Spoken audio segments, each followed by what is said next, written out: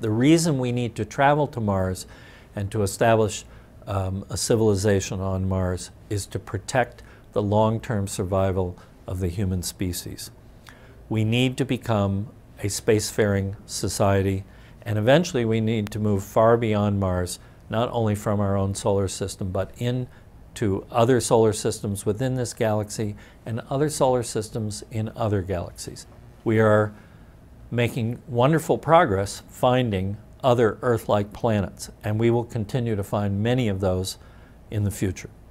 Eventually, the human species is going to disappear. That means everyone who's a human being will die eventually, and this species will die out and go extinct. And there are a number of reasons how that could happen and why that could happen, including a large asteroid hits Earth and destroys everything larger than a rabbit, as happened in the age of the dinosaurs 65 million years ago.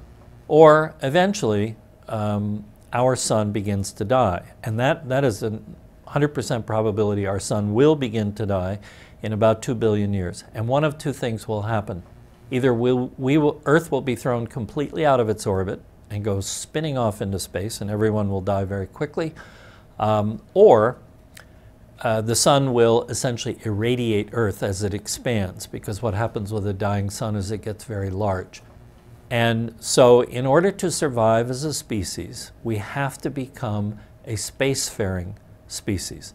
We have to get off this planet eventually, and that is the long-term hope for humanity.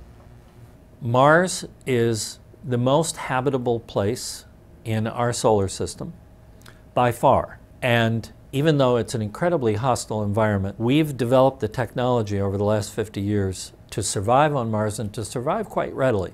So Mars is a wonderful first step. It's where we go to learn how to go farther. Elon Musk says he will land on Mars in 2025.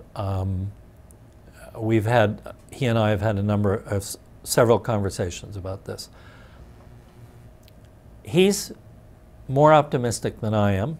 In a discussion with him about a time frame and when a SpaceX rocket or two might land on Mars, we kind of came to the conclusion that maybe we should say 2027. In other words, give him a 2-year fallback. But he specifically says, and I quote him on this in the book, he will be extremely disappointed if a SpaceX rocket has not landed on Mars by 2030. And I think that's quite reasonable. I'd give 90% odds to a betting person that a SpaceX rocket will land on Mars before 2030.